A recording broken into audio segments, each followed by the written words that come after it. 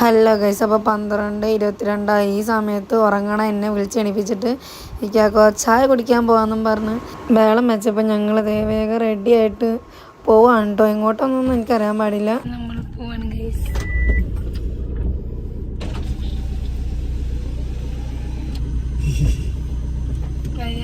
മാർഗം എന്നെ വിളിച്ചെണിപ്പിച്ച് 12:30 എങ്ങോട്ടേക്കൊക്കെ പോണ ആർക്കറിയാൻ പാടില്ല.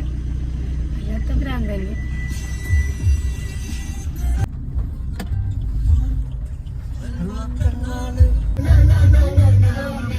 ഒരു മണിയായി